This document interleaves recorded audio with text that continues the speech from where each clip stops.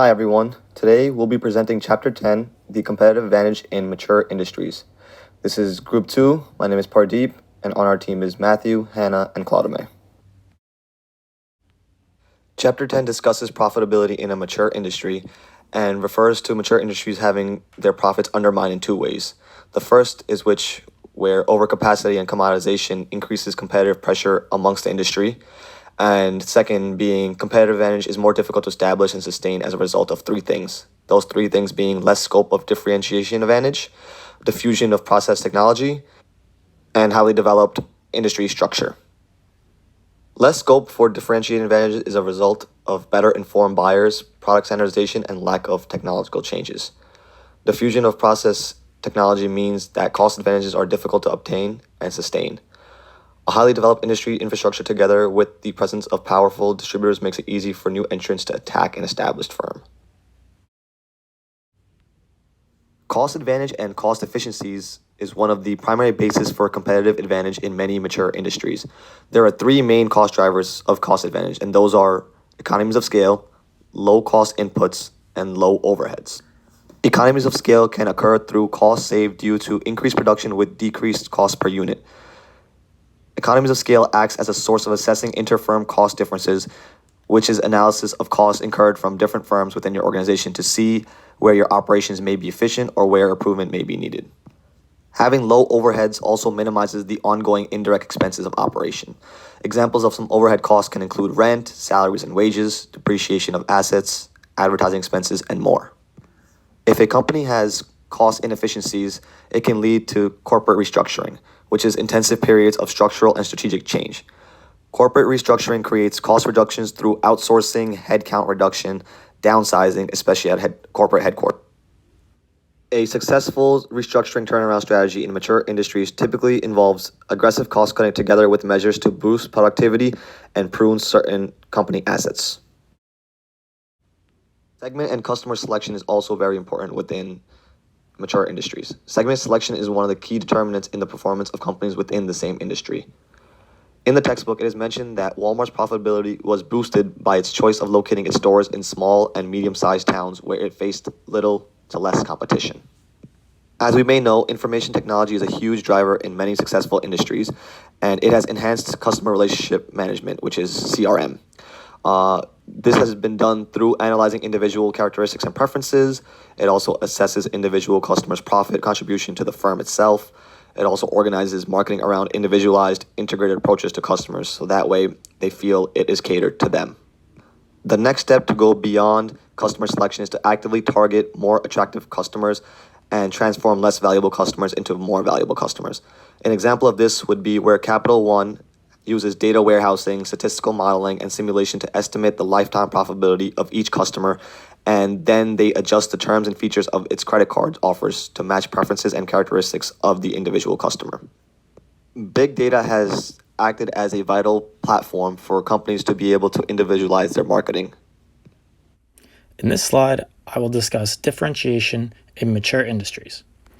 Cost leadership is establishing a competitive advantage by having the lowest cost of operation in the industry. In mature industries, it becomes very difficult to maintain cost leadership as a competitive advantage. Companies frequently differentiate their products to combat the fierce pricing competition. Differentiation becomes more difficult as the industry matures due to the standardization or commoditization of the products.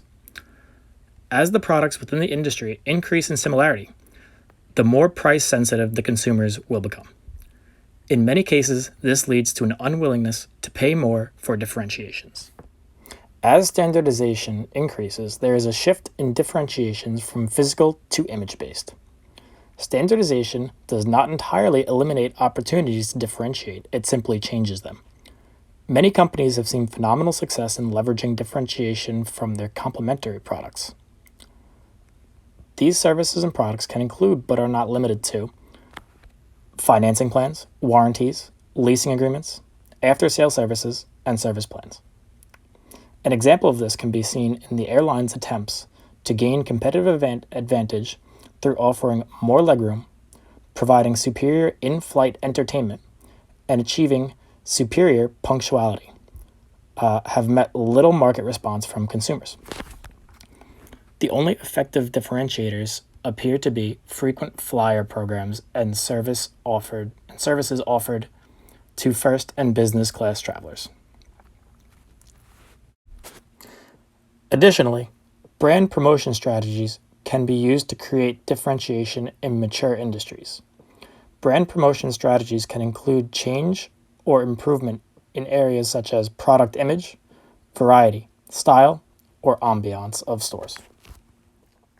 In this slide, I will be discussing strategic innovation in maturing industries. In many cases, as companies mature, their technological innovations begin to decrease, and inversely, their strategic innovations begin to increase. In order to obtain competitive advantage, through strategic innovation, firms can reconfigure value chains, redefine markets, and identify new market segments. There are several areas of strategic innovation, which include embracing new customer groups. This is the redefinition of existing target markets and expansion outside of the existing core customer base. An example can be seen in the maturing market for video game consoles. Nintendo achieved great success with its Wii by appealing to consumers outside of the core market of young male gamers. Another strategic innovation option is augmenting, bundling, and theming. This approach creates a greater consumer value by bundling several products or services. In many cases, the products or services bundled can be geared toward enhancing the company's desired theme. An example of this can be seen in Barnes & Noble's incorporation of Starbucks coffee shops into their stores. This provides an additional aspect to the experience and also catered to the bookstore's theme. Another strategic innovation option lies within consumer solutions. Consumer solutions are an integrated bundle of products and support services that are offered as a customized package. In many cases, companies will successfully incorporate a strong service department that offers consumers comprehensive aid in utilizing products and improving their business model. This acts as a strategic differentiator, allowing mature companies to shift their focus towards another market segment. This brings us to the liberation from the maturity mindset. The liberation from the maturity mindset means the ability to create competitive advantage requires managers to see beyond the limits associated with maturity. It is argued that an industry's maturity is a state of mind, not necessarily the state of the business.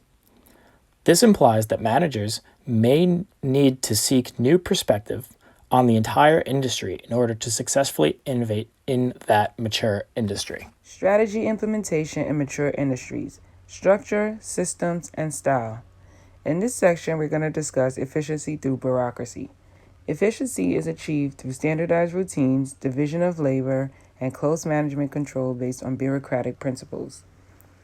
Table 10.1 in the textbook gives us the strategy implementation in mature industries, a conventional model. On the left, we have strategies, which is the primary goal is cost advantage through economies of scale and capital-intensive production of standardized products and/or services. Top managers are the ones that formulate the strategy, and middle managers implement the strategy. Next is structure. So you can break this down into departments, which can include production, marketing, customer service, and distribution. This gives us the distinction between line and staff and clearly defined job roles. Next is control. This is where performance can be closely monitored by well-established centralized management information systems. And the financial control can be done through budgets and profit targets. This is set for all members of the organization. Incentives, which can take the form of financial rewards and promotion up the hierarchy, are based on the achievements of the individual targets. Penalties exist for failure to attain these targets or failure to adhere to the rules and/or lack of conformity to company norms. Next is communication, and this is achieved through interdepartmental committees. This is where staff can delegate tasks rather up or down the hierarchy. Lastly is leadership, the primary function of top management, which is the control and strategic direction. Typically, The CEO, which includes the administrator, the one who guides the organization through establishing and operating organizational systems and principles. Then there's the autocrat, the one who uses top-down decision making that leads through centralization of power and force of personality. Lastly is strategic leader, the one who combines clear strategic direction with considerable decentralization of the decision making. Trends in strategy implementation among mature businesses. Efficient leaders in mature industries are not always the ones that have the biggest firms or the ones that are able to exploit benefits to their maximum potential. These are usually the firms that are able to dedicate themselves to efficiency through implementing performance-oriented management system. This can be done in an organization by setting performance goals that are the centerpiece of strategy, then having these goals implemented through financial controls, HR policies, and operating practices which are closely tailored to these goals. Embedding performance goals within the company's organizational structure.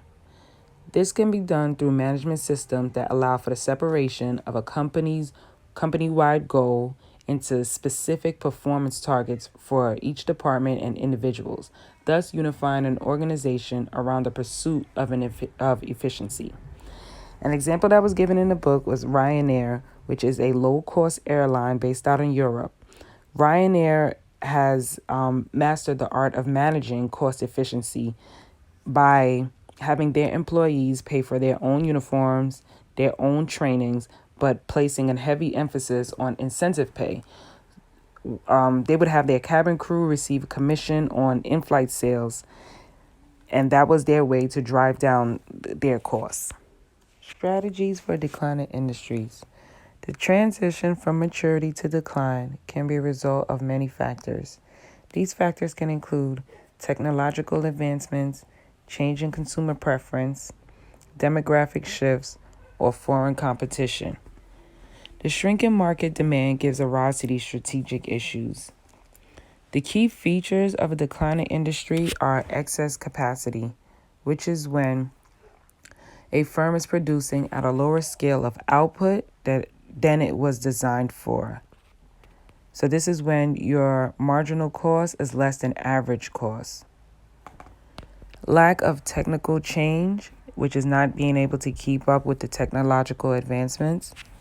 A declining number of competitors, which can be brought upon from not analyzing the Port of Five Seas and noticing the threat of a new entrant.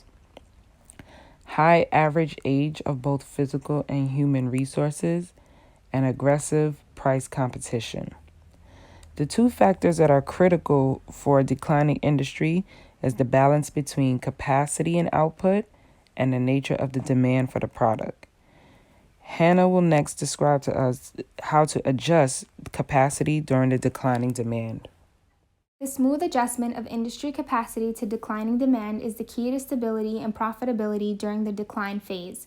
In industries where capacity exits from the industry in an orderly fashion, decline can occur without trauma.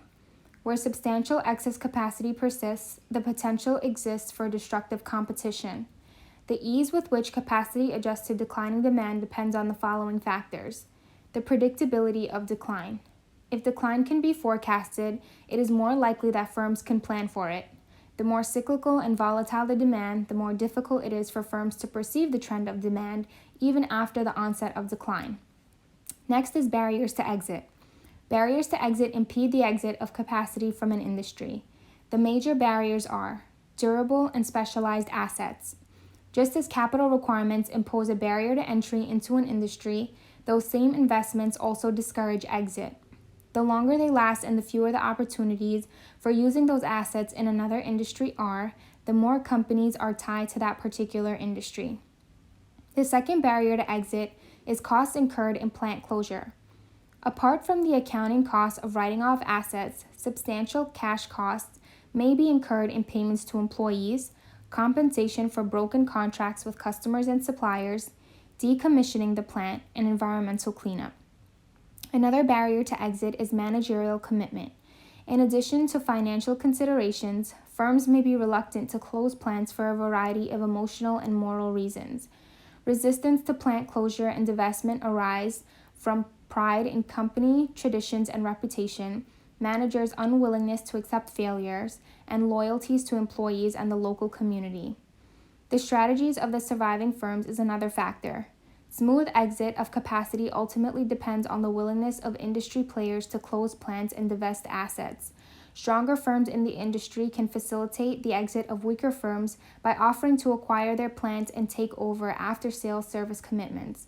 A key strategy among private equity firms has been initiating roll-ups in declining industries and consolidating multiple acquisitions.